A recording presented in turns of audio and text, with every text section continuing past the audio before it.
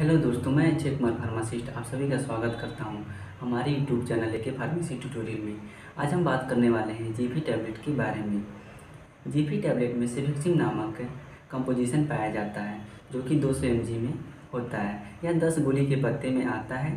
इसकी एमआरपी 100 रुपये से लेकर 110 रुपये तक की होती है, यानी एक टैबलेट की कीमत 10 रुपये से लेकर 11 रुपये तक की हो सकती है। सेफेक्सिम एक सिफाइलोस्पोरिन ग्रुप की एंटीबायोटिक है जो कि एंटीबैक्टीरियल के तरीके से कार्य करती है। यह शेड्यूल एच की दवा है, आप इसको बिना डॉक्टर के सलाह से ना लें। तो अब हम बात कर लेते हैं इसके यूजेस के बारे में। तो इस दवा को बैक्टीरियल इन्फेक्शन में दे सकते हैं, किसी भी प्रकार का बैक्टीरियल इन्फेक्शन है आप उसमें दे सकते हैं, जैसे कि टाइफॉइड बैक्टीरिया से होने वाली बीमारी है, आप इसको टाइफॉइड में दे सकते हैं। यूटीआई यूरिनरी ट्रैक इन्फेक्शन, यानी कि मूत्र मार्ग में किसी भी प्रकार का इन्फेक्शन हो गया हो, आप उस कंडीशन में भी इस दवा को दे सकते हैं। जीआईटी गैस्ट्रो इंटेस्टाइनल ट्रैक, यानी कि आंत में किसी भी प्रकार का इन्फेक्शन हो गया, आप उस कंडीशन में इसे दे सकते हैं।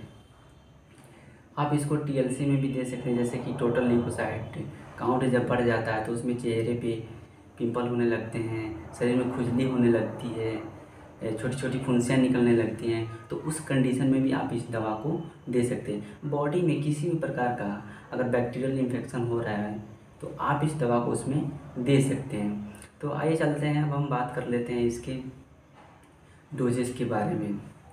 तो इसको 5 mg से लेकर 8 mg पर केजी बॉडी वेट के हिसाब से दिया जाता है। एडल्ट में नॉर्मली 200 mg से लेकर 400 mg तक पर डे, यानी कि डेली दिया जाता है।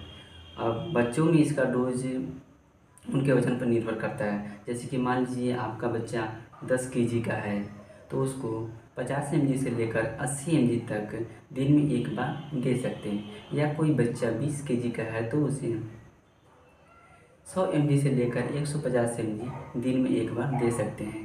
बहुत सारे बच्चे होते हैं जो कि टैबलेट नहीं खा पाते, उनके लिए आप सिरप ले सकते हैं। मार्केट में बहुत से सिरप आते हैं, बहुत से ब्रांड आते हैं, तो आप कोई सा भी ले सकते हैं, आपको बगल में दिख जाएंगे। तो अब हम बात कर लेते हैं इसके साइड इफ़ेक्ट की।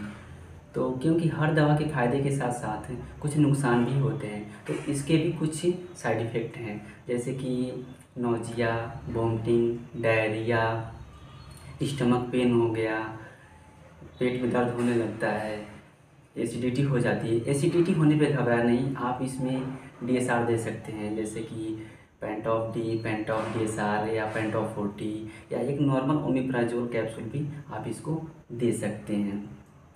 अब हम बात कर लेते हैं इसके कॉन्ट्राइंडिकेशन की, किनको देना चाहिए किनको नहीं देना चाहिए।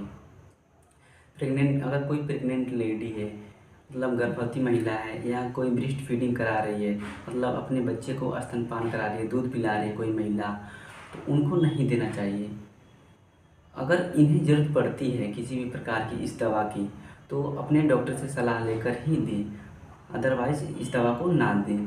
अगर कोई एल्कोहलिक है, यानी कि शराब पी रखी है, तो उस कंडीशन में भी इस दवा को नहीं दिया जाता। उस कंडीशन में तो बिल्कुल ही नहीं दिया जाता इस दवा को। तो आई होप, उम्मीद करता हूँ यह जानकारी आपको अच्छी लगी हो।